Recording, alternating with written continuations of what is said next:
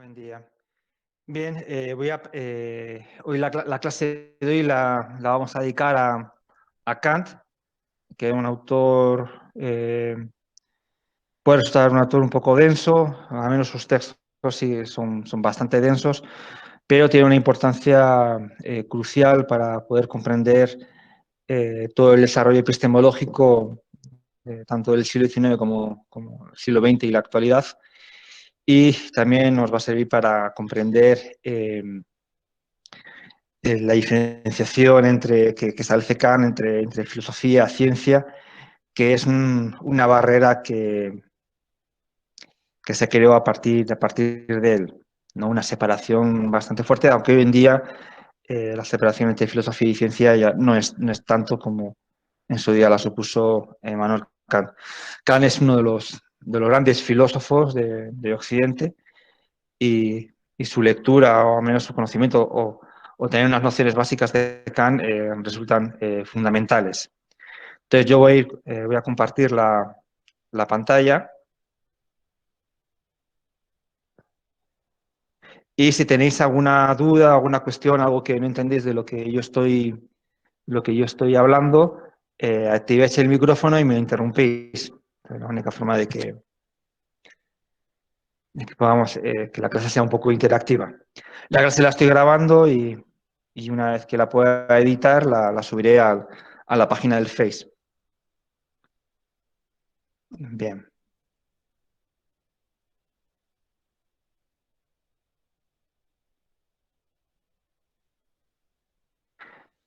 Bien, una de las frases más famosas de Kant es sapere aude, aprende a pensar por ti mismo. Y esta frase resume a la perfección el pensamiento de Kant, un pensamiento que sea autónomo, es decir, que nosotros seamos capaces de pensar por nosotros mismos, ¿no? Y eso es lo que realmente él va a intentar realizar con toda su extensa obra filosófica y como guía de su pensar, de su reflexión, va a ser la razón. La razón va a ser su única guía. Pero va a ser una razón que va a diferir de las corrientes previas, que son el racionalismo y el empirismo, y va a ser una razón trascendental, una razón que se guía a sí misma. Bien, entonces el contexto cultural de Kant, ya hemos visto en lo que es en la anterior diapositiva, 1724-1804, es decir, que a Kant vio lo que es el paso del antiguo régimen a, a la Revolución Francesa, a la Ilustración, la época de la enciclopedia. Fue un momento históricamente bastante rico en la historia, eh, y la cual es crucial para poder entender en la sociedad que vivimos hoy en día, ¿no? En el caso de Argentina tiene una deuda muy grande con la Revolución Francesa y los padres de la primera Constitución argentina, todos fueron herederos de esa cultura ilustrada, ¿no? Y además que el modelo de construir de la sociedad fue la Francia de la Revolución. En una época también en la que se empiezan a gestar los primeros los derechos humanos de primera generación. Y uno de los gritos de la Revolución Francesa era igualdad, libertad y fraternidad. Entonces es una época muy importante para poder comprender la sociedad en la que hoy vivimos.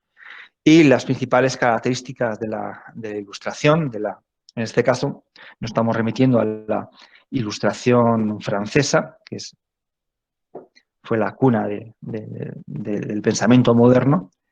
La primera es una gran confianza en la razón.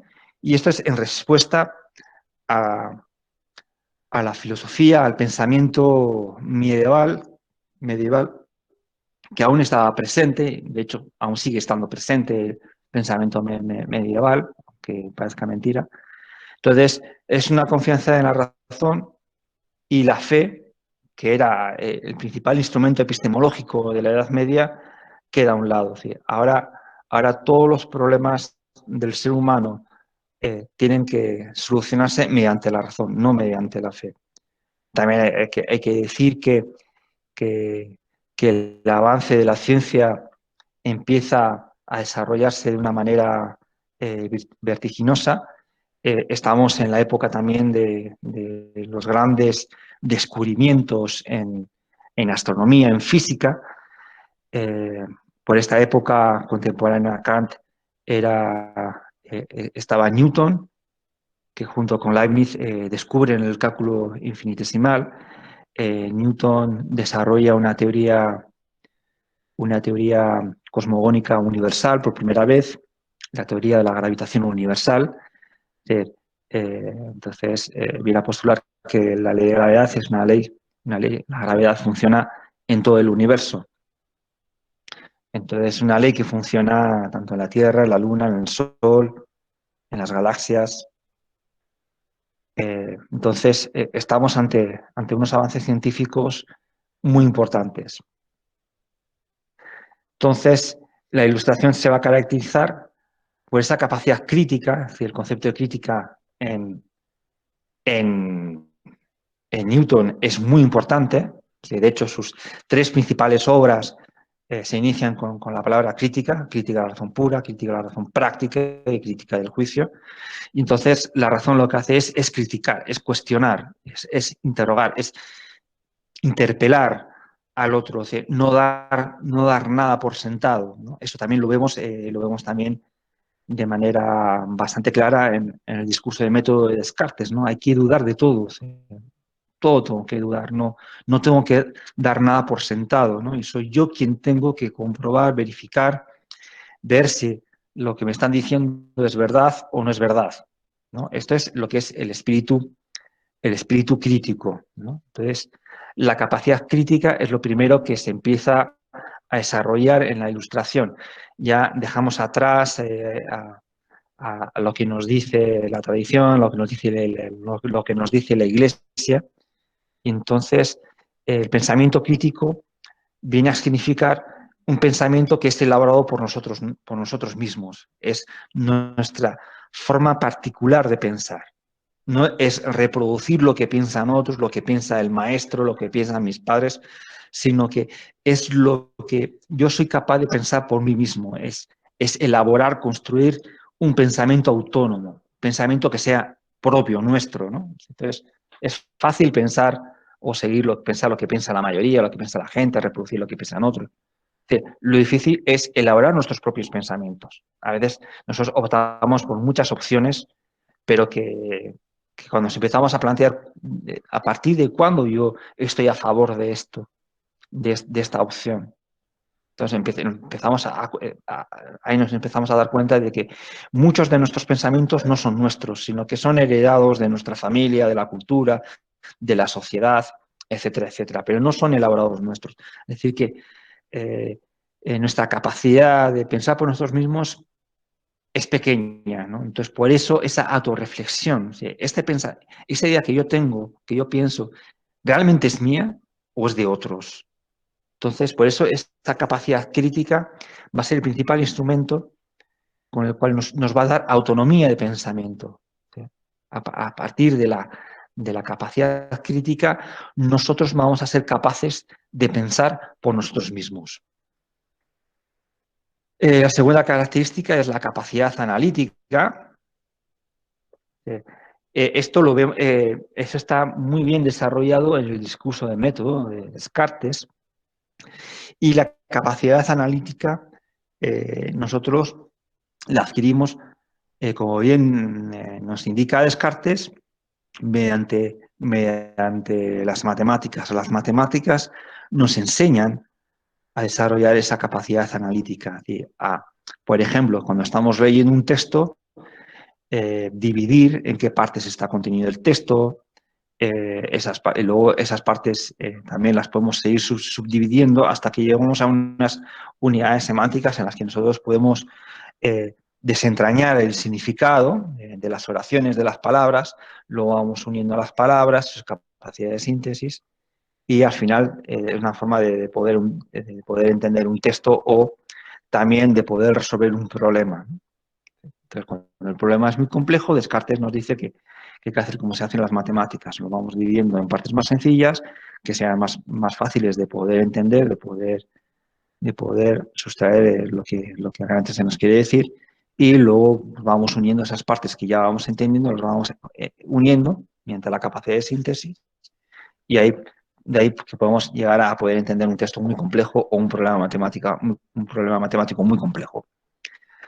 La siguiente capacidad es la capacidad autocrítica, es decir, someter esa crítica a nosotros mismos, es lo que antes había mencionado, es decir, empezar a analizar si nuestros pensamientos son realmente nuestros o son de nuestra sociedad o son de nuestros padres o son de nuestros amigos, ¿no? Y también nunca dejar por sentado que nosotros tenemos la verdad, sí, sino también estar abiertos a que nosotros también nos podemos equivocar y, y si somos conscientes de que nos equivocamos, entonces poder rectificar nuestro pensamiento. Entonces, esa es la autocrítica. No, la crítica no consiste exclusivamente en criticar a los demás o a otras personas, sino que también tener esa capacidad de poder autocriticarnos a nosotros mismos. Y entonces, a raíz de eso, poder modificar nuestra forma de pensar. Capacidad secularizadora, y eso quiere decir, esto tiene que ver también con separarnos con la tradición medieval, eclesiástica, no depender de lo que nos dice la religión. Ya vimos en la primera unidad que la diferencia entre la religión y la filosofía y la ciencia es que en las religiones nos ofrecen respuestas a problemas que para la ciencia y para la filosofía pues son problemas que están ahí, que están abiertos, ¿no? Si la religión nos dice qué nos va a pasar cuando nos morimos, si somos buenos nos iremos al cielo, si somos malos nos iremos al infierno. Nos dice cómo nos tenemos que comportar, pero sin embargo la filosofía intenta someter esos problemas a la razón y si no se pueden resolver mediante la razón, pues los dejamos de lado. Pero no debemos de estar subyugados a lo que nos dicen las religiones por el mero hecho de que nos dice una autoridad eclesiástica, una autoridad divina, que no sabemos si realmente existe o no existe. Para la ilustración, también hay una concepción de un Dios racional, o mejor dicho, lo que se hace es racionalizar a Dios. Por ejemplo, en el caso de Newton, Dios es un gran relojero y el universo es una gran maquinaria muy precisa elaborado por Dios. Entonces, nuestro objetivo como científicos es establecer esas leyes universales que fueron diseñadas por Dios. En el caso por ejemplo, de Leibniz, que es uno de los principales filósofos racionalistas, también a Dios lo concibe como un gran matemático, en el que ha creado este mundo y este mundo es el mejor de los mundos posibles, ¿no? Entonces, para Leibniz, el mundo es perfecto. Lo que sucede es que desde nuestra perspectiva no somos capaces de ver esa perfección. Entonces, todo tiene una razón, hay una razón suficiente para explicar todo lo que acontece en el mundo. Y en el caso de Descartes también, Dios es un Dios racional, es un Dios que piensa. Entonces, por eso la razón es importante, porque se diviniza la razón y una forma de divinizar la razón es racionalizando al propio Dios. Y la libertad, ¿no? Que ya fue uno de los grandes gritos de la Revolución Francesa, y libertad significa romper las cadenas, en el caso de la Revolución Francesa, romper las cadenas con respecto a la monarquía, con respecto a la religión, y ser libres de poder pensar lo que nosotros queramos pensar, ser libres para actuar, siempre y cuando nuestra libertad no suponga la no libertad del otro. Es decir, somos libres, pero esa libertad no implica que nosotros hagamos lo que nos dé la gana, sino que nuestra libertad finaliza eh, ante el otro. Nuestra libertad no puede ser a costa de los demás, ¿no? Entonces esas son las principales características y todas ellas giran en torno a la razón. Bien, la ilustración en Europa tuvo diferentes características. Sus inicios los podemos vislumbrar en Inglaterra, donde esa ilustración se va a desarrollar en el ámbito político, ¿no? Y es en Inglaterra donde vamos a encontrar lo que es el primer gobierno político donde hay una separación de los poderes, ¿no? Que es lo que va a caracterizar a la República. Una de las principales características de la República, y recordar que Argentina es una república, es que hay una separación de los poderes, ¿no? El poder ejecutivo, el poder legislativo y el poder judicial. Entonces, esa es la principal característica de una república y eso es producto de la ilustración, ¿no? Recordar que en la Edad Media y en el Renacimiento todo el poder recaía en los reyes y en los príncipes. Entonces los reyes aglutinaban ese poder. En Inglaterra se separó el poder ejecutivo que recaía en el rey y se separó con respecto al poder legislativo. Ahí se crearon las cámaras de los lores y con el poder judicial. De esa manera, el poder no ostenta en una única cabeza, sino que está repartido y entre estos tres poderes se establece una relación de fuerzas. De esa manera de esa manera lo que se evita es el absolutismo, ¿no? Y los abusos de poder de alguna de las instancias. Por eso el Poder Judicial regula y limita el poder tanto del Poder Ejecutivo y del Poder Legislativo. Y de ahí la importancia de que estos tres poderes sean autónomos, no hay interferencia del Poder Ejecutivo sobre el Poder Legislativo ni Judicial y viceversa. Entonces, son conceptos que realmente hay que tenerlos en cuenta porque son temas de rabiosa actualidad, ¿no? A veces vemos eh, cómo desde el Poder Ejecutivo se intenta eh, crear una área de poder, de influencia sobre el Poder Judicial. Por ejemplo, ahora en Estados Unidos, con lo que es con la muerte de una juez del Tribunal Supremo, eh, eh, cómo ese tribunal queda desequilibrado a lo que es al haber en estos momentos una mayoría conservadora, una mayoría republicana, y eso menoscaba en lo que es en una concepción republicana, porque si el poder ejecutivo, si el poder judicial tiene una clara influencia política y está en concordancia con el poder ejecutivo, pues entonces ahí se pueden dar situaciones de abuso de poder. Por eso la importancia de que estos tres poderes estén absolutamente separados y sean absolutamente autónomos. Eso es lo que va a garantizar una república y también va a ser garantía, por ejemplo, de una democracia. Bien, luego la Ilustración va a tener un desarrollo muy fuerte en Francia con el enciclopedismo y uno de esos frutos de la Ilustración francesa va a ser la Revolución Francesa, donde se va a poner fin al antiguo régimen, que es un régimen monárquico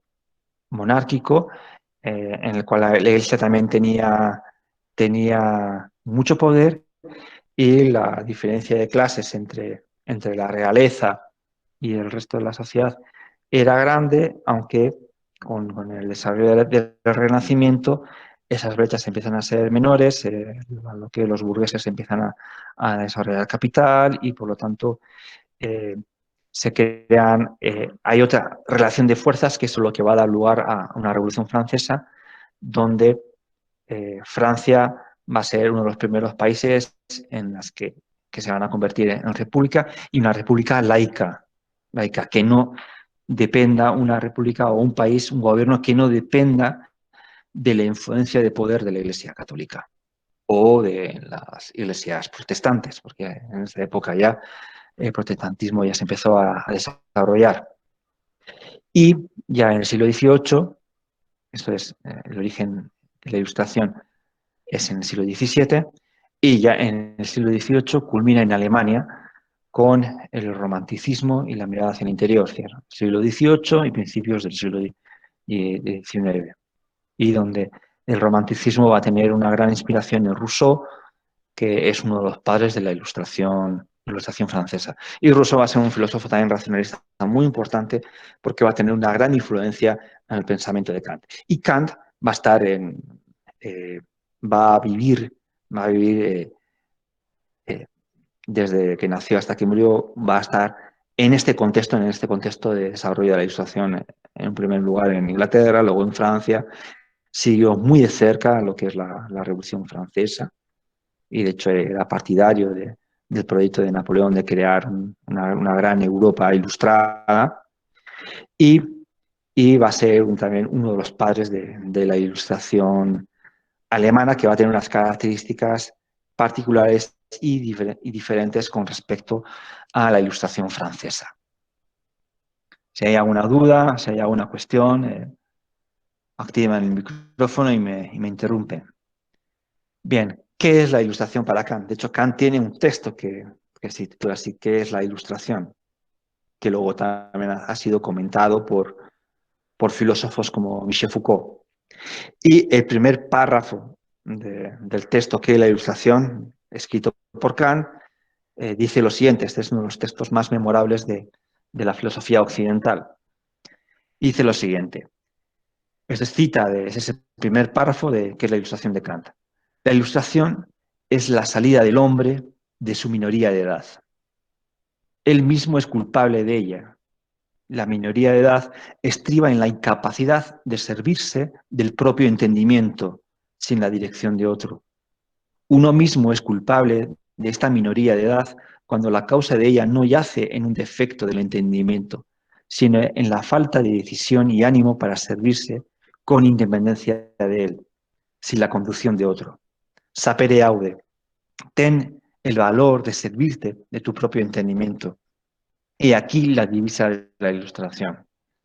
Entonces, por eso ese grito de Sapere aude viene a sintetizar el concepto de ilustración, pero también el concepto de filosofía. La filosofía debe consistir en saber o en poder pensar por uno mismo, es decir, separarse de los maestros, separarse de lo que decía la tradición y poder crear un pensamiento propiamente original, ¿no? Y esto va a tener una gran influencia, sobre todo va a tener una gran influencia en las filosofías posmodernas y actuales y contemporáneas, donde ya no se busca un sistema filosófico como lo elabora Kant o como lo elabora Descartes, Hume, Hegel, sino que ya se trata de crear una filosofía mía, propia, entonces que pueda servir como modelo para que cada uno elabore su propia filosofía, ¿no? Entonces, esto en el ámbito de la docencia,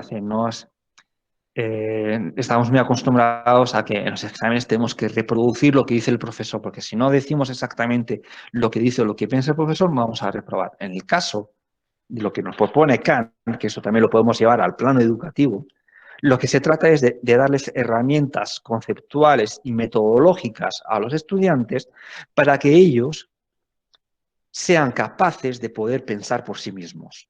Esto es el concepto de ilustración llevado, por ejemplo, al ámbito educativo. Por eso es importante lo que es Kant, tanto en el ámbito de la filosofía como también de la educación, porque no, vuelvo a decir, no consiste en que los estudiantes reproduzcan el pensamiento de los profesores o reproduzcan literalmente lo que dicen los textos del curso, No es cuestión de aprenderse de memoria, sino que es cuestión de cómo nosotros somos capaces de poder pensar por nosotros mismos. Por eso, por ejemplo, en muchos de los ejercicios que ustedes están haciendo en el curso, cuando copian directamente lo que dice en el texto o copian, o por ejemplo, con el cuadro de comparativo entre racionalismo y ilustración, es muy fácil irse a Google, buscar un cuadro comparativo y copiarlo literalmente. Eso no sirve de nada. Eso no sirve de nada. Estamos volviendo a la Edad Media cuando hacemos ese tipo de ejercicios. Cuando hacemos esos ejercicios de copiar en Internet y pegar, muchas veces, claro, podemos engañar al profesor. Engañar al profesor es lo más fácil del mundo. Pero ¿qué estamos aprendiendo? ¿Sí? ¿Cuál es la habilidad del ejercicio, del copiar y pegar? ¿Sí? Hay realmente aprendizaje. Y eso es, por eso, es muy importante lo que dice aquí Kanner con la ilustración. Nosotros somos culpables de esa minoría de edad, de no ser capaces de pensar por nosotros mismos. Nosotros somos los culpables. Y nosotros vamos a ser los más perjudicados a no saber, a no poder pensar por nosotros mismos. Y realmente nos estamos engañando a nosotros mismos. A mí realmente, si ustedes no saben diferenciar entre racionalismo y empirismo, bueno, con la virtualidad es más difícil de poder comprobar, pero luego en el examen se ve muy rápidamente cuando nosotros estudiamos de memoria o cuando nosotros nos expresamos con nuestras propias palabras. Quizás el discurso no sea tan elegante, pero es nuestro. Y eso es lo importante, que nosotros pensemos por nosotros mismos y la mejor forma de poder demostrar que nosotros estamos pensando por nosotros mismos es que nosotros nos expresamos con nuestras propias palabras. Entonces, y eso es lo que nosotros debemos de perder el miedo, a expresarnos con nuestras propias palabras, que indudablemente al principio van a ser torpes, no van a ser elegantes, pero con entrenamiento cada vez van a ser más elegantes. Y desde un punto de vista educativo es mucho más rico, porque cuando nosotros aprendemos de memoria, pues si lo hemos aprendido en una hora, o sea, a las 2 horas ya se nos ha olvidado. Pero cuando nosotros somos capaces de pensar por nosotros mismos, ahí ya no dependemos de la memoria. Por ejemplo, Leibniz, uno de los grandes filósofos racionalistas, él mismo decía que tenía una memoria pésima, pero eso le obligaba a que cuando tenía que definir un concepto matemático como el concepto de recta, el concepto de punto, el concepto de espacio, él creaba constantemente definiciones.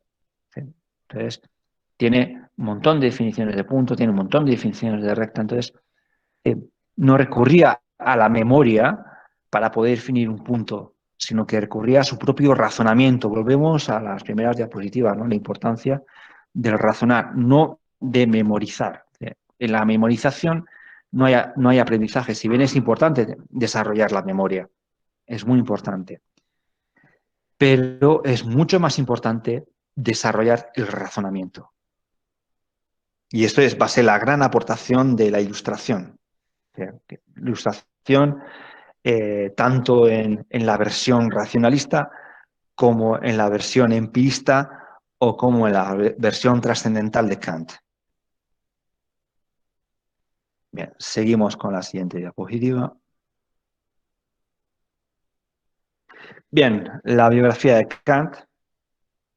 Nació en 1724, murió en 1804, así que vivió de primera mano la Revolución Francesa. Fue un autor que nació, vivió y murió en Königsberg.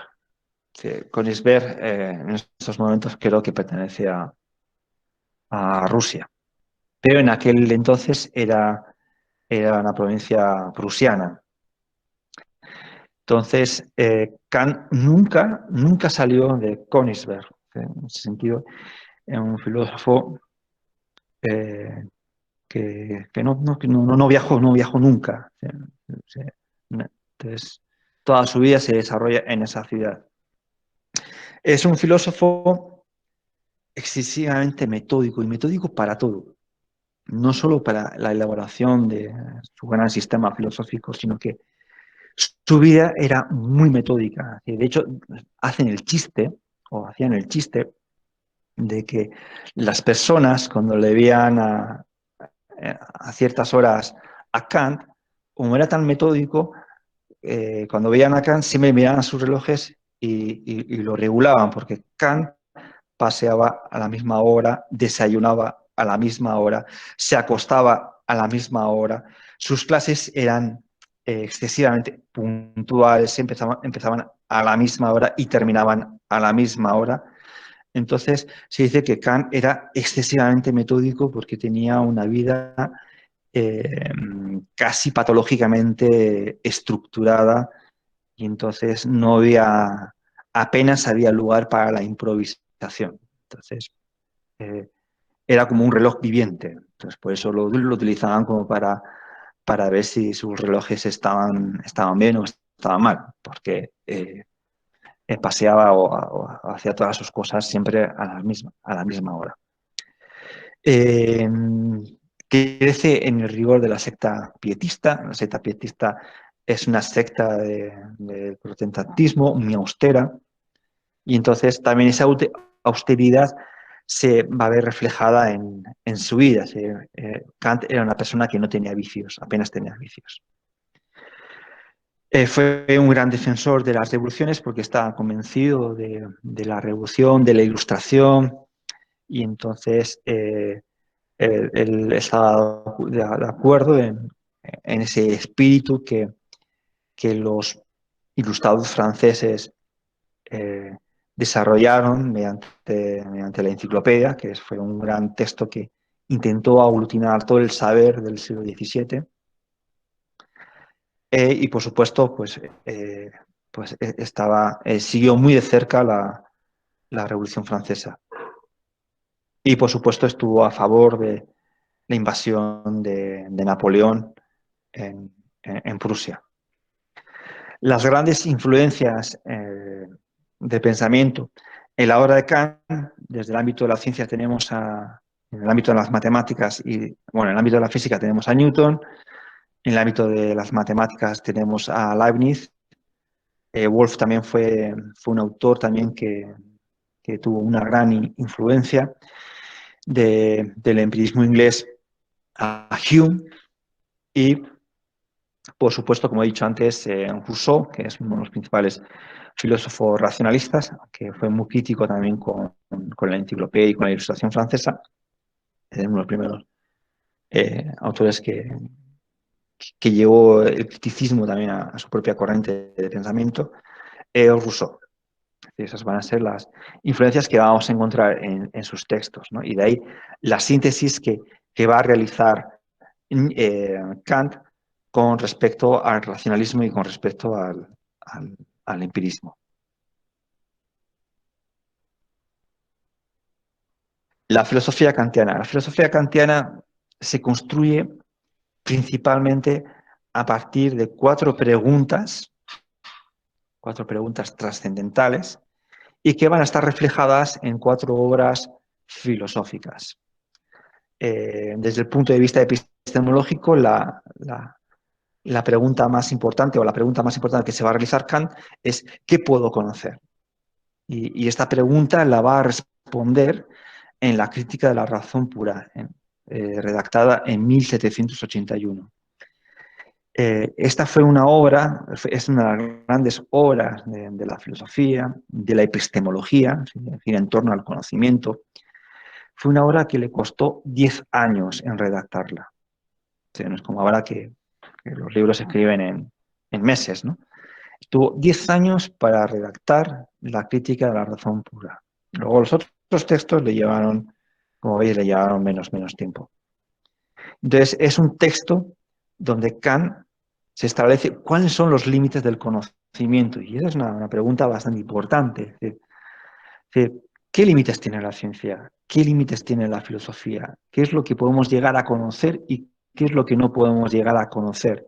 Entonces van a ser preguntas tan fundamentales que desde entonces realmente empezamos a pensar de que si bien la razón va a ser nuestro principal instrumento epistemológico, pero por primera vez se va a pensar en que hay límites, ¿sí? Porque hasta entonces se pensaba que el razonamiento humano no tenía límites, que la ciencia no tenía límites, que incluso podíamos llegar a pensar, a alcanzar el pensamiento de Dios. O sea, incluso eso está presente incluso hasta en algunos científicos del siglo XX, como Stephen Hawking. Entonces, Kant va a decir, no, no, el conocimiento tiene límites, no podemos llegar a conocer todo. Y entonces eso va a ser muy importante, ¿no? Porque esta clarificación de los límites va a hacer lo que va a separar, va a diferenciar la filosofía de la ciencia. Es decir, la ciencia sobre todo es la que va a tener límites. La ciencia no va a poder resolver todos los problemas o todas las preguntas que el ser humano se plantea.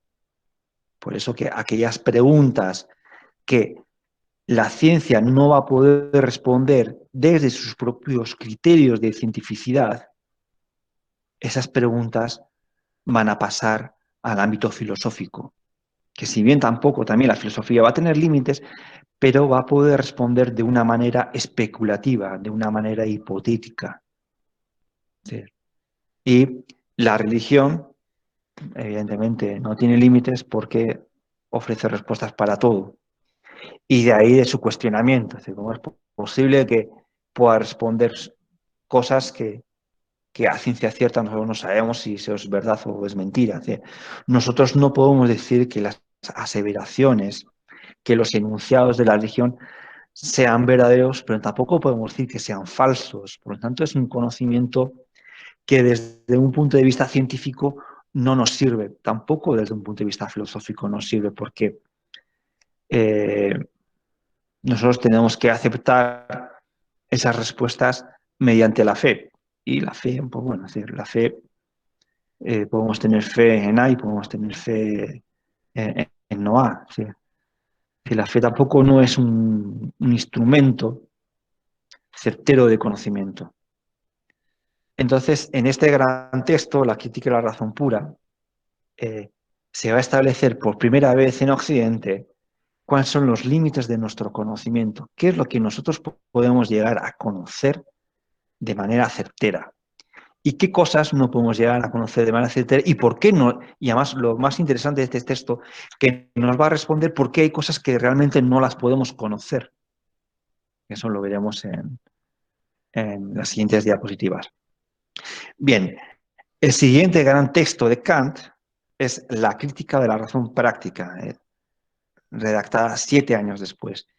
Y este es un texto que gira en torno a la ética y crea una nueva corriente de la ética, que es la ética deontológica. Deontología, por ejemplo, cuando los abogados crean una ética de cómo se tienen que comportar los abogados, responde a una ética deontológica, una ética particular, la ética de los abogados o la ética de los periodistas, qué es lo que pueden publicar y qué es lo que no pueden publicar, ¿no? Y esta ética gira en torno a qué es lo que yo debo de hacer. Y qué es lo que yo debo de hacer, la vamos a responder desde la razón. La razón va a ser, va a ser nuestra guía tanto en el conocer como también en nuestro comportamiento. Entonces, Kant va a empezar a desarrollar máximas, principios morales que se derivan del buen uso de la razón. Entonces ya no, Kant no se pregunta si lo que hago está bien o está mal, sino lo que se pregunta es si lo debo de hacer o no lo debo de hacer. Y yo tengo que responder por qué debo de hacer estas cosas y por qué no debo de hacer estas otras cosas. Bien, entonces, con el primer texto, la crítica de la razón pura responde al ámbito epistemológico, al ámbito del conocimiento. Con la crítica de la razón práctica responde a la ética, a una ética deontológica, una ética que gira en torno a qué debo hacer y a qué no debo hacer. Y esta es una ética, esto es muy importante que lo tengáis en cuenta porque los códigos jurídicos, el Código Civil, la Constitución, se redactan desde esta ética, desde la ética de Kant, una ética deontológica. Por eso, en muchos artículos de los diferentes códigos jurídicos aparece el verbo deber. El ciudadano debe de respetar a las instituciones, el ciudadano, o todo ciudadano debe hacer esto, debe hacer lo otro. Entonces, es muy importante esta ética desarrollada por Kant, porque va a tener una influencia absolutamente fundamental en las leyes de hoy en día. La tercera gran pregunta que realiza Kant es ¿qué me cabe esperar? Y esta es la pregunta, y es una pregunta que se responde desde el ámbito religioso, pero ya el concepto de religión que tiene Kant, y debido a la influencia de la Ilustración y a la presencia de la razón en nuestro pensar, entonces ya es una religión que se encuentra dentro de los límites de la razón, no dentro de los límites de la fe, que es el concepto de religión que se tenía en la Edad Media. Con la modernidad, la razón se racionaliza y por lo tanto la religión no puede escapar a los límites de la razón. Ya vemos que la razón va a estar presente en el plano epistemológico, en el plano ético y también en el plano de la religión. Y la última gran pregunta, que sería la síntesis del plano epistemológico, ético y religioso, es ¿qué es el hombre o qué es el ser humano? Y la responde en su texto la antropología, ¿no? Es decir, el estudio del ser humano, ¿qué es el hombre? Y este sería un texto que vendría a sintetizar las tres preguntas para decir, ¿qué puedo conocer? ¿Qué debo hacer? ¿Y qué me cabe esperar? Se resumen en lo que es el hombre, el ser humano. Entonces, como indica aquí, todas esas preguntas trascendentales, son respondidas desde la razón, porque parte de un juicio a la razón, donde la razón es la acusada, el juez y el abogado defensor. Entonces, la razón va a ser el principal eje desde donde yo voy a responder todas las preguntas.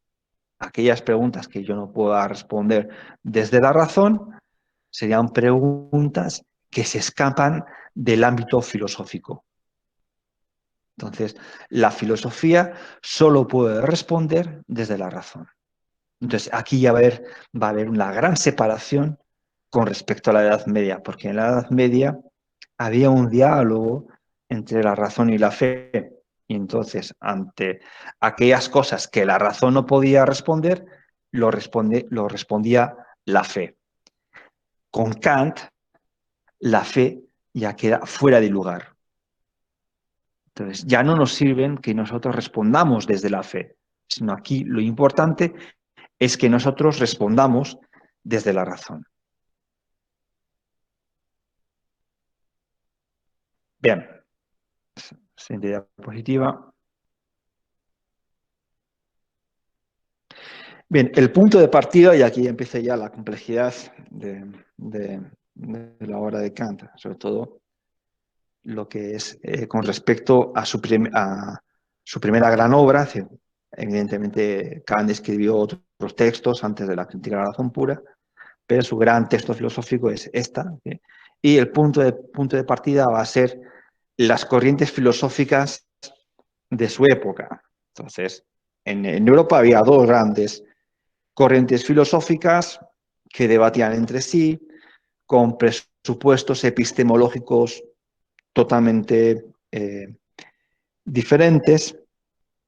Entonces, por un lado, tenemos el racionalismo, que el racionalismo postulaba que toda nuestra sabiduría es una sabiduría a priori, que está en nuestro interior, y que nosotros, mediante la razón, mediante nuestro pensar, podemos llegar a descubrir, ¿no? Entonces, el principal representante del racionalismo es René Descartes, Y este filósofo toma como modelo de pensar, como modelo de la filosofía, toma las matemáticas. Es decir, ¿por qué? Descartes se pregunta, ¿por qué la filosofía no progresa, no avanza, al igual que las ciencias o que las matemáticas? Entonces Descartes va a resolver este enigma o este problema inspirándose en las matemáticas. Entonces, bueno, si el método de las matemáticas, el método analítico de las matemáticas, el método deductivo, él es muy útil a las matemáticas para poder avanzar y progresar en el conocimiento matemático, ¿por qué este mismo método le puede ser útil a la filosofía? Entonces, el gran problema de la filosofía es de que carece un método serio como el de las matemáticas. Entonces, adoptando el método de las matemáticas, nosotros vamos a poder desarrollar la filosofía. Entonces, ¿cómo se trabaja en las matemáticas? Pues en las matemáticas se parten de axiomas, de verdades que nosotros consideramos que son absolutas, y a partir de una serie de reglas, nosotros vamos desarrollando esas matemáticas, ¿no? Entonces, un buen ejemplo pueden ser el desarrollo de la geometría, pues, la geometría euclidiana, que es la base de la geometría en Occidente, elaborada por los griegos clásicos, está sustentada en 5 axiomas, en los 5 principios de Euclides, ¿no? Como por ejemplo, dos paralelas se juntan en el infinito. Entonces, vamos creando una serie, a partir de 5 principios básicos, nosotros podemos ir elaborando diferentes teoremas y, y vamos desarrollando la geometría. Entonces, ese es el pensamiento del racionalismo. En su lado opuesto, desde una perspectiva epistemológica, desde una perspectiva del conocimiento, tenemos al empirismo. Entonces, el empirismo decía, bueno, a ver, eso de que nosotros tenemos la verdad en nosotros mismos es un poco, es mucho suponer. ¿Por qué los niños y las niñas cuando nacen no saben nada? Porque en función de los racionalistas ya debían nacer sabios, pero cuando nacemos somos absolutamente ignorantes.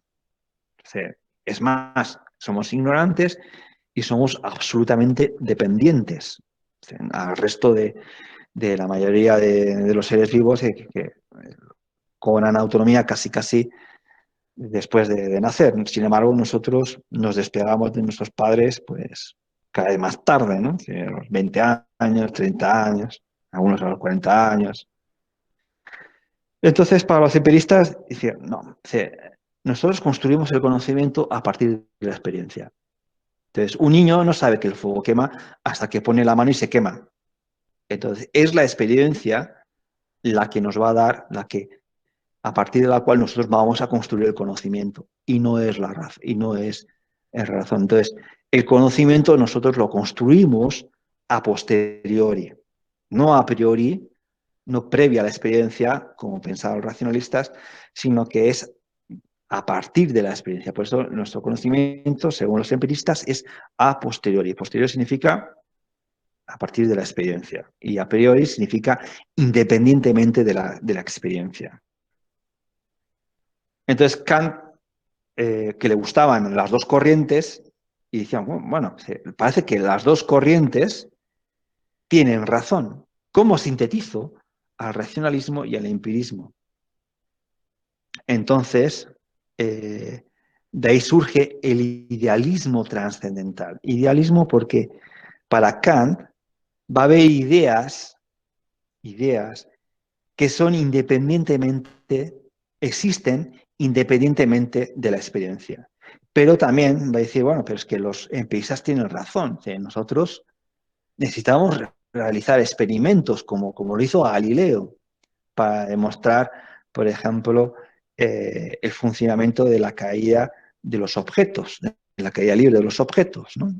Que no caen en función de la masa, del peso, sino que, la aceleración de todo cuerpo que cae es constante, ¿no? Y de ahí aparece la constante de la gravedad. Entonces, la aceleración va a ir en función de las masas, no en función del peso. Es muy diferente. Entonces, el idealismo trascendental lo que va a hacer es sintetizar el pensamiento racionalista que, según Kant, en parte tienen razón, en parte, y el empirismo, que según Kant también en parte tienen razón.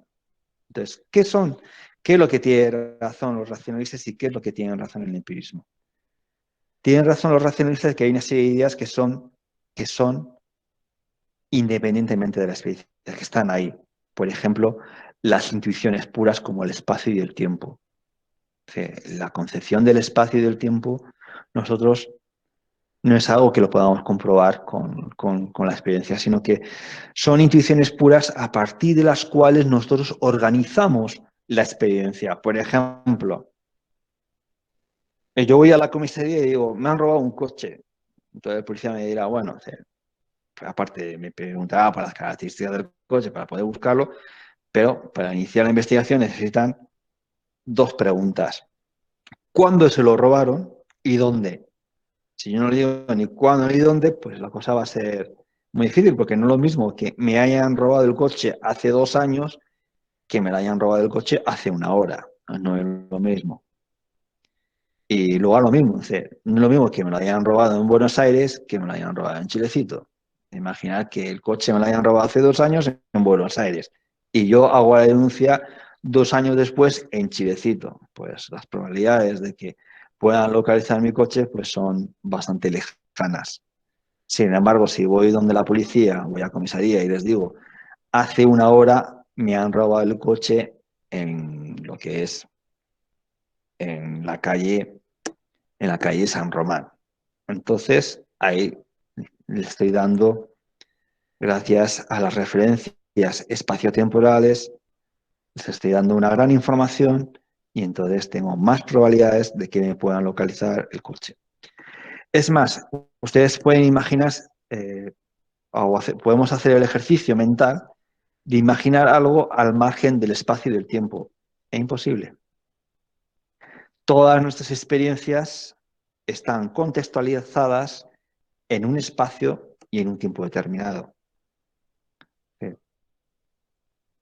Entonces, por eso, el concepto de espacio y tiempo son intuiciones puras que son completadas, son intuiciones puras, como lo decían los racionalistas, y son completadas por la experiencia, como lo dicen los empiristas. Por eso esa frase de Kant, que resume la síntesis del racionalismo y del empirismo, en la que dice, las intuiciones sin conceptos son ciegas, un poco respondiendo a los racionalistas, respondiendo al argumento de los empiristas hacia los racionalistas, y los conceptos sin intuiciones son vacíos, que es lo que le responderían los racionalistas a los empiristas.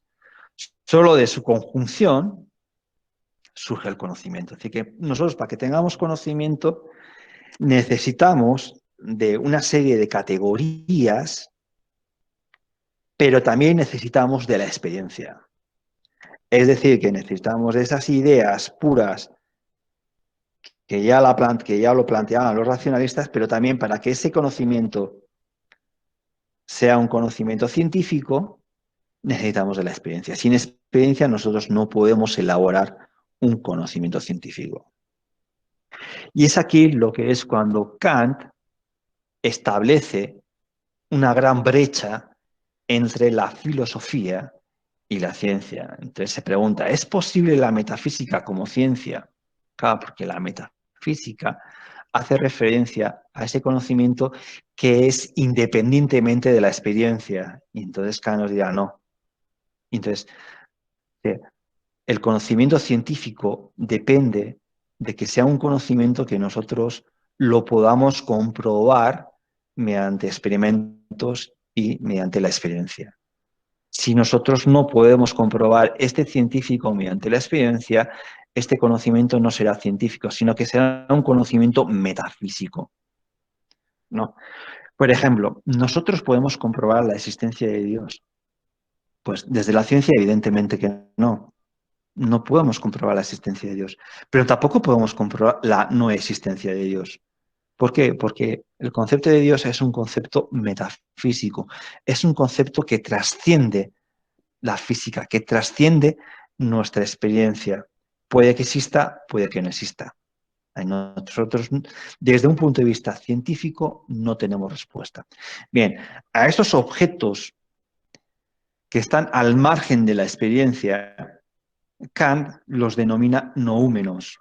Entonces, los noúmenos son aquellos objetos que son independientes de la experiencia. No los podemos comprobar empíricamente su existencia, pero tienen una función. Kant tiene una función, dice, no es un conocimiento que sea inútil, es un conocimiento que simplemente no es científico. ¿Por qué? Porque no lo podemos comprobar científicamente. Lo mismo sucede con el concepto del amor, con el concepto de justicia. Son conceptos que trascienden la experiencia, son conceptos abstractos. Entonces, a ese conocimiento, conocimiento abstracto, Kant lo denomina noúmenos. Bien, entonces la pregunta que se hace una vez que Kant ha establecido la diferencia entre metafísica, que sería lo propio de la filosofía, y el conocimiento científico, que es un conocimiento que nosotros lo adquirimos mediante la experiencia, mediante la experimentación, es decir, es todo aquel conocimiento que nosotros lo podemos comprobar empíricamente mediante experimentos. Entonces se dice, bueno, ¿cuáles son las condiciones para que nosotros podamos construir ciencia? ¿Cuáles son las condiciones de conocimiento que hacen posible la ciencia? Entonces, por primera vez, Kant, por primera vez en el pensamiento occidental, nos preguntábamos por los límites y por las principales características del conocimiento científico. Pues eso va a tener una gran influencia en la epistemología del siglo XIX, con el positivismo en Marx y en el siglo, indudablemente en el siglo XX. Entonces Kant responde a esta pregunta. Los objetos de conocimiento son los fenómenos. Los fenómenos. Todo aquello que los fenómenos son todo aquello que nosotros podamos percibir mediante los sentidos. Y este es un conocimiento que, a partir del cual la ciencia puede progresar. Puede progresar. Y entonces, las dos principales condiciones de la ciencia es que la ciencia progresa, a diferencia del conocimiento metafísico, que no progresa, porque no se puede comprobar empíricamente, y la segunda característica es que los científicos se ponen de acuerdo con respecto a las teorías científicas. Hay un consenso. No es que yo lo compruebe empíricamente y ya está, esta teoría es verdad, sino que además la teoría que yo acabo de crear tiene los científicos tienen que estar de acuerdo, me tienen que dar su validez. Entonces, esta va a diferencia de la filosofía, que no requiere de la validez de los otros filósofos. Yo creo en la filosofía y punto. Si te gusta, bien, si no, pues también. En el caso de la ciencia, no. Por eso, por ejemplo, en el actual contexto del COVID, cuando los rusos anunciaron su vacuna, en la que no había mucha experimentación, no había muchos experimentos, entonces decía, la comunidad científica dijo, no, es decir, esa vacuna no ha sido sometida con 10.000 sujetos, pues no va a tener la validez de la ciencia, es decir, no va a ser una vacuna fiable, independientemente que luego la vacuna sea efectiva o no sea efectiva, pero al no estar sometida a la experimentación que requieren las vacunas, pues no tenía o no tiene el consenso de la comunidad científica. Entonces, ¿cómo se consigue el consenso de la comunidad científica? Exponiendo nuestros resultados en revistas científicas, que claro, que para que nuestro resultado, nuestro artículo sea publicado en una revista científica, requiere de que los que evalúan ese artículo le den el visto bueno. Entonces, no cualquier artículo se publica en una revista científica, sino que se requiere de ciertos consensos, de ciertos acuerdos. Entonces, no es algo que lo digo yo, sino que es algo que lo digo yo, pero que a su vez está consensuado por una comunidad científica, ¿no? Pues eso es un conocimiento que tiene cierta fiabilidad. No cualquiera que nos diga que la vacuna es fiable o que alguien nos diga, no, que este medicamento nos va a curar del COVID. No, es la comunidad científica la que le tiene que dar el visto bueno. Por eso es importante que nos fijemos de dónde viene la información. Porque con la cuestión del COVID, por ejemplo, hay mucha información que viene de YouTube, que viene del Facebook, que viene del WhatsApp, sin ningún tipo de consenso científico y, por lo tanto, si no hay un consenso científico, pues no puede que sea información que no sea muy validada. Y entonces, y hay que tener cuidado porque en Internet han surgido cosas como que la lejía mata el virus y ha habido gente que ha empezado a beber lejía y han acabado en el hospital. Entonces, por eso lo que nos está diciendo Kant es muy importante, es decir, no por el mero hecho de que esté en el YouTube o que esté en el Facebook o porque nos manden el WhatsApp, sea información que sea verdadera. Y por eso es importante que seamos críticos. Y críticos supone también que ante todo le pongamos la duda. Es decir, sí, hay cosas que están en YouTube que son absolutamente falsas. Entonces, por eso el espíritu crítico es importante y sobre todo en estos tiempos, para no cometer errores y de repente beber algo que más que curarnos nos puede llevar a conducir al hospital o en el peor de los casos al cementerio. Por eso es importante la filosofía y la ciencia. Bien, ¿tienen alguna pregunta, alguna duda? ¿Seguimos? ¿Estáis ahí? Si no respondéis, parece que estáis todos durmiendo. Sí, profe, todo bien por ahora. Perfecto, entonces seguimos.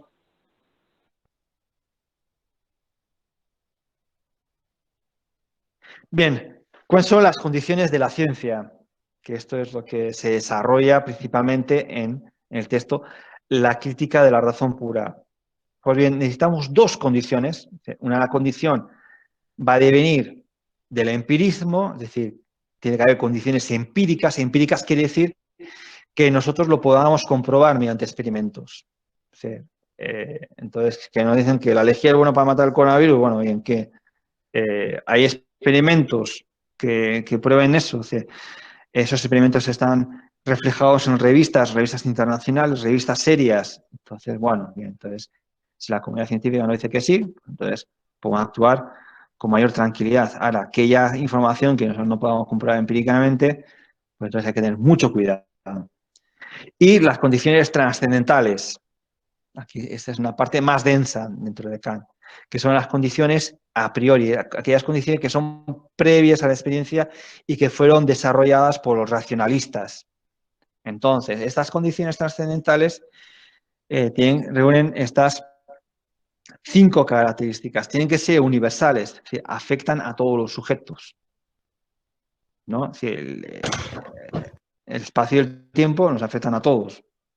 Todos vivimos en el mismo espacio y vivimos el tiempo, aunque el tiempo lo experimentamos de manera determinada, pero el tiempo pasa para todos por igual, al menos desde el reloj, ¿no?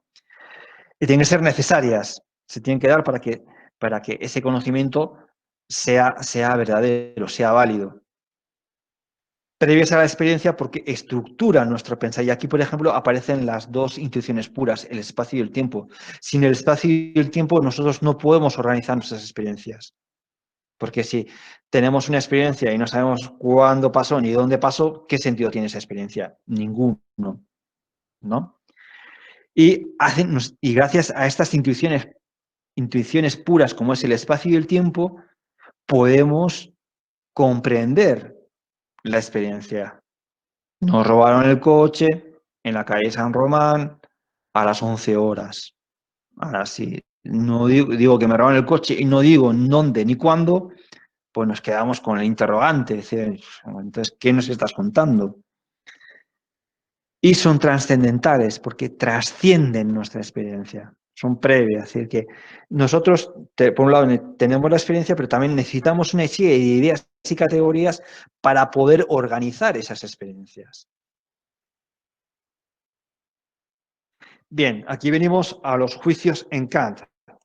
Tenemos 4 tipos de juicios analíticos, juicios a priori juicios sintéticos y juicios a posteriori. Y he explicado antes que a priori es previa a la experiencia y a posteriori significa que son a partir de la experiencia.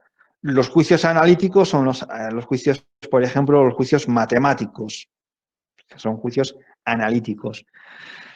Y los juicios sintéticos los juicios analíticos son aquellos que no ofrece, que la información del predicado está contenida en el sujeto, entonces no ofrecen información nueva, son juicios tautológicos que los encontramos, por ejemplo, en las definiciones matemáticas. Y los juicios sintéticos donde el predicado amplía la información del sujeto. Entonces vamos a ver caso por caso. Juicios analíticos. Las características de los juicios analíticos son que son universales, como por ejemplo podemos ver las matemáticas, 1 más 1 es igual a 2, aquí en cualquier lugar del planeta. Son necesarios, pero no son extensivos. No estoy ampliando la información cuando digo que 1 más 1 es igual a 2. No hay ningún tipo de ampliamiento del conocimiento. Por ejemplo, un ejemplo de juicio analítico es el todo es mayor que la parte. Obvio que el todo es mayor que la parte. No estamos ampliando la información, sino simplemente estamos explicando lo que es una propiedad en este caso por parte de tanto de la aritmética como de la geometría, una propiedad por parte de las matemáticas, ¿no? Sería absurdo decir que el todo es menor que las partes. Sería absurdo, ¿no? Bien, tenemos luego los juicios sintéticos, que son, ya en este caso no son universales, no son necesarios, pero son extensivos. Por ejemplo, la mujer chileciteña es guapa. Entonces, aquí el predicado me está ampliando acerca de la información. Puede ser guapa, puede ser fea, puede ser espléndida, puede ser... Va a depender del caso particular. Entonces, aquí estamos, mediante el predicado, estamos ampliando información acerca del sujeto. En este caso, el sujeto es la mujer chileciteña y el predicado, que es la información que amplía el sujeto, es guapa, es interesante, es inteligente, etc., ¿no? Estamos ampliando el conocimiento. Pero para Kant, dice, los juicios que caracterizan al pensar científico son los juicios sintéticos, y que además son a priori. Tiene que ser. Entonces, ¿cuáles serían las características de los juicios sintéticos y a priori? Es que son universales, como lo demuestran las leyes de la física, de la química, de la biología. Son necesarios porque se tienen que dar. Es decir, imaginar que la ley de la gravedad no funciona, es decir, no es necesario, pero entonces realmente pues acabaríamos todos volando en el espacio. Y son extensivos porque nos amplían a tener la capacidad, al compartir la característica de lo sintético, nos amplían conocimiento. Y en este caso, por ejemplo, podemos decir un juicio sintético a priori, podemos decir que la línea recta es la distancia más corta entre dos puntos.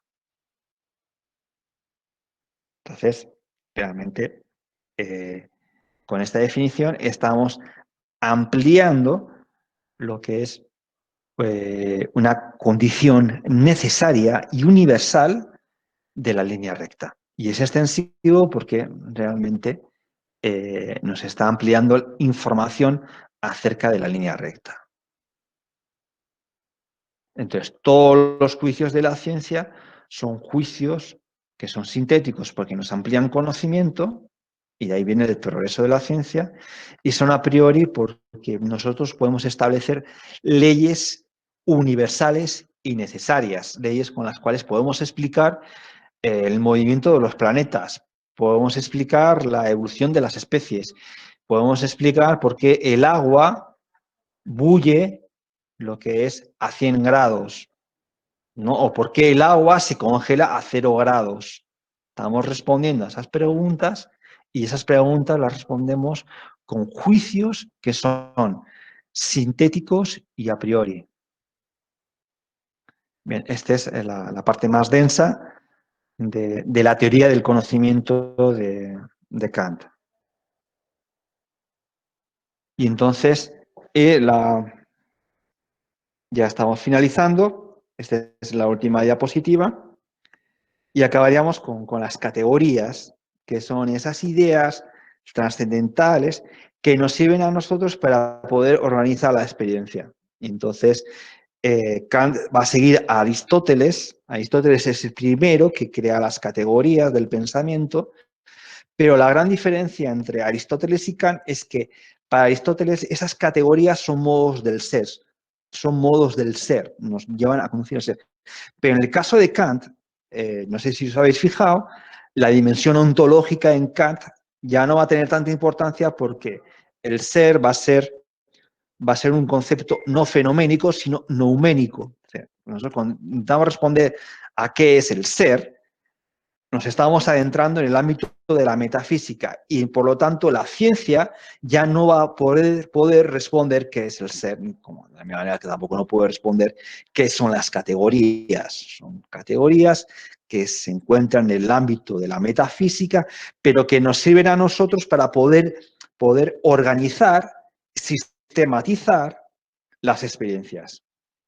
Entonces, para Kant, ya no más, esas categorías ya no entran dentro del plano ontológico, que lo vimos en la unidad 2, sino que entran en el plano epistemológico, en el plano del conocimiento, en el plano del entendimiento. Entonces, ya las categorías no son modos del ser, como diría Aristóteles, sino que son modos de conocer, modos del entendimiento. Nos sirven, estas categorías nos sirven para poder ordenar nuestras experiencias. Entonces, las categorías las podemos definir también como las condiciones necesarias para expresar nuestro pensamiento, que es un pensamiento. Entonces, aquí están bajo 4 criterios: criterios de cantidad, cualidad, relación y modalidad. Aquí tenemos los tipos de juicio con respecto a los criterios y los tipos de categoría en base a los juicios y en base a los criterios. Bien, esto no es necesariamente que ustedes se aprendan de memoria este cuadro, pero lo que sí es importante, por ejemplo, que sepan diferenciar las categorías con respecto a lo que planteaba Aristóteles y lo que son las categorías, son esas condiciones a partir de las cuales nosotros expresamos ese pensamiento. Y esas experiencias que las tenemos mediante esa experiencia que nosotros la obtenemos, como dirían los empiristas, mediante la experiencia, la podamos organizar y la podamos dar sentido, tengan sentido, ¿no? Y entonces, y eso sería un poco la clase de hoy dedicada a Kant. Puede ser un poco densa, pero realmente si nos detenemos un poco a reflexionar sobre el pensamiento kantiano, pues no resulta tan complejo y realmente es muy útil porque la concepción clásica de la ciencia se va a derivar de lo que va a establecer Kant, ¿no? Y esa diferencia entre ciencia, filosofía y religión va a estar muy clara en Kant y va a ser el primero que va a clarificar esta distinción entre estas 3 áreas del conocimiento humano.